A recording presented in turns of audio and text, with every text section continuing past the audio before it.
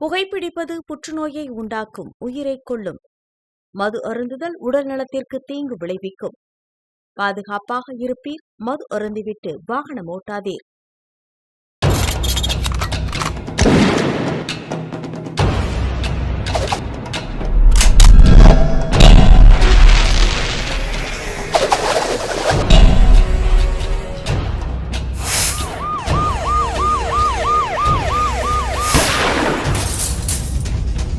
கோப்பியம், உண்மையும் பின்னணியும். கொள்ளையர்களின் எளிய இலக்காகவே மாறிட்டு இருக்கக்கூடிய இந்த முதியவர்களின் கொடூரமான கொலைகள், கொள்ளையர்களின் கோரமுகத்தை நமக்கு காட்டிட்டு இருக்கு. இதை திருப்பூர் மற்றும் ஈரோட்டில் நடந்த தோட்டத்தை விட்டு கொடூர கொலைகள் நமக்கு உணர்த்துது. இருந்தாலும் கூட கடந்த 2 நாட்களுக்கு முன்னாடி பரமத்தி வேலூர் பக்கத்தில் இருக்கக்கூடிய சீத்தம்பூண்டி அப்படிங்கக்கூடிய கிராமத்தில் தோட்டத்து பகுதியில் தனியாக வாழ்ந்து வந்த மூதாட்டி மர்ம நபர்களால் கொடூரமாக வெட்டி கொலை செய்யப்பட்ட அதிர்ச்சிகரமான சம்பவத்தை இப்போ பார்க்கலாம். நாமக்கல் மாவட்டம் பரமத்தி வேலூரை அடுத்துள்ள சித்தம்புண்டி அருகே இருக்கும் குளத்துப்பாளையம் கிராமத்தில் இருக்கும் தோட்டத்து வீட்டில் தனியாக வசித்து வந்திருக்கிறார் 66 வயதான சாமியாத்தாள். இந்நிலையில் கடந்த 7ஆம் தேதி இரவு வீட்டின் முன்பு கட்டிலில் தூங்கிக் கொண்டிருந்த பொழுது அங்கு வந்த சில மர்ம நபர்கள் திடீரென சாமியாத்தாளின் தலை கழுத்து பகுதியில் கத்தியால் கொடூரமாக வெட்டிவிட்டு அங்கிருந்து தப்பிச் சென்றனர்.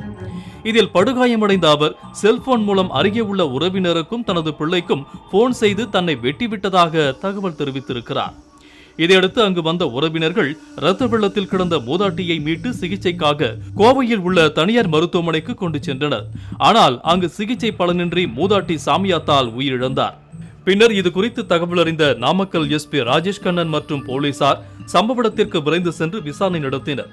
பின்னர் இந்த கொலை வழக்கு தொடர்பாக நல்லூர் போலீசார் வழக்கு பதிவு செய்து கொலையாளிகள் குறித்து விசாரணை நடத்தி வந்த நிலையில் பரமத்தி வேலூர் டிஎஸ்பி சங்கீதா தலைமையில் 4 தனிப்படைகள் அமைக்கப்பட்டு இந்த கொலை வழக்கு தொடர்பாக மூதாட்டியின் குடும்பத்தினர், தோட்டத்தில் வேலை செய்யும் பணிப்பெண் மற்றும் உறவினர்களிடம் தீவிர விசாரணை நடத்தி கொலையாளிகளை தேடி வந்தனர். ஆனால் கொலை நடந்த பகுதியில் கண்காணிப்பு கேமராக்கள் இல்லாததால் சம்பவம் நடந்த அன்று பகுதியில் பதிவான செல்போன் சிக்னல்களை ஆய்வு செய்த பொழுது அது ஈரோடு மாவட்டம் தாளம்பாடியைச் சேர்ந்த ஆனந்த்குமார், அஜித்குமார் ஆகியோரின் செல்போன் சிக்னல்கள் என்பது தெரிய வந்தது.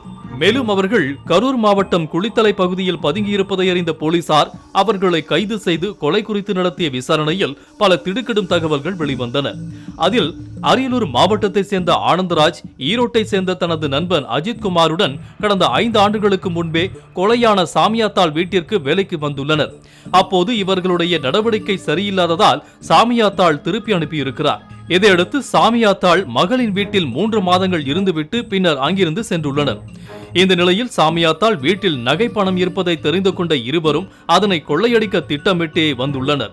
ஆனால் சாமியாத்தாள் கத்தி கூச்சலிட்டதால் மது போதையில் இருந்த இருவரும் கையில் வைத்திருந்த அரிவாளால் சாமியாத்தாளை வெட்டிவிட்டு அங்கிருந்து தப்பி ஓடி சென்றது தெரிய வந்தது. நாமக்கல் மாவட்டம் பரமத்தி அருகே பண்ணை வீட்டில் தனியாக இருந்த மூதாட்டி அவர்கள் கொலை செய்யப்பட்ட சம்பவம் மனிதருக்கு மிகவும் அதிர்ச்சியும் வேதனையும் அளிக்கின்றது. கடந்த சில வருடங்களாக தமிழகத்திலே தனியாக வசிக்கின்ற வீடுகளை குறிவைத்து அங்கிருக்கிறவர்களை மிரட்டியோ அல்லது கொலை செய்தோ நகைகளையும் பணங்களையும் பறிக்கும் நோக்கில் சில கும்பல்கள் செயல்பட்டுக் கொண்டிருக்கின்றன. காவல்துறையினர் அவர்களை தீவிரமாக விசாரித்து பிடித்து நடவடிக்கை எடுக்க வேண்டும். மேலும் அதே சமயத்தில் தனியாக பண்ணை வீட்டில் வசிப்பவர்கள் குறைந்தபட்சமாக தமது வீட்டிற்கு ஒரு கேமரா பொருத்த வேண்டும். அதே போன்று தமது பண்ணையிலோ அல்லது தாங்கள் வைத்திருக்கும் ஆலையிலோ அல்லது தொழில் நிறுவனங்களோ வேலைக்கு அமர்த்தும் பணியாளர்களை பணிக்கு அமர்த்தும் முன்பு அவர்களை பற்றிய பின்னணி விவரங்களை அறிந்து கொள்ள வேண்டும். அதே நேரத்தில் தங்கள் வீட்டில் பணிபுரிபவர்கள், ஆலைகளில் பணிபுரிபவர்கள் மற்றும் தங்கள் தொழில்களில் பணிபுரிய வேண்டிய விவரங்களை அருகில் உள்ள காவல் நிலையத்திடம் ஒப்படைக்க வேண்டும். இது போன்று ஒரு நடைமுறை இதற்கு முன்னதாகவே உள்ளது. யார் யாரெல்லாம் வெளியிருந்து வந்து தங்கி பணிபுரிகிறார்களோ அவருடைய விவரங்களை காவல்துறை பதிவு செய்ய வேண்டும் என்ற ஒரு நடைமுறை உள்ளது. அதனால் இதற்கு காவல்துறை தீவிரமாக நடவடிக்கை எடுத்துக்கொண்டு வருகின்றது. அவர்களுக்கு எங்களது பாராட்டுகள். அதே நேரத்தில் அவர்களுக்கு பொதுமக்களும் நிறுவன தலைவர்களும் ஆலை அதிபர்களும் இவ்விஷயத்தில் ஒத்துழைத்து பணியாளர்களுடைய விவரங்களை பின்னணி விசாரித்து வேலைக்கு சேர்த்த பின்பு அவருடைய விவரங்களை அருகிலுள்ள காவலத்தில் ஒப்படைத்தோமானால் இது போன்ற குற்றச்சம்பவங்கள் நிகழாதிருக்கும். அதே நேரத்தில் ஒரு 50-60 வயதிற்கு மேற்பட்ட நபர்களை பண்ணை வீட்டில் தனியாக தங்க நாம் அனுமதிக்கக்கூடாது.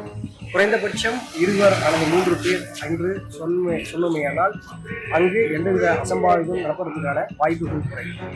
அதே நேரத்தில் தனியாக வீட்டில் இருப்பதனால், பண்ணை வீட்டில் இருப்பதனாலோ அல்லது காட்டுப்பகுதியில் அதிகம் வசிக்கக்கூடிய ஒரு சூழ்நிலை இருந்தாலோ தேவைக்கு மேற்பட்ட அல்லது தேவையில்லாத பணங்களையும் நகைகளையும் நாங்கள் வீட்டில் வைப்பதை விட்டு பேங்க் காசில் வைத்துக் கொள்வதையானால் அதுவும் மிகவும் ஒரு பாதுகாப்பானதாக இருக்கும். கோப்பியம், உண்மையும் பின்னணியும்.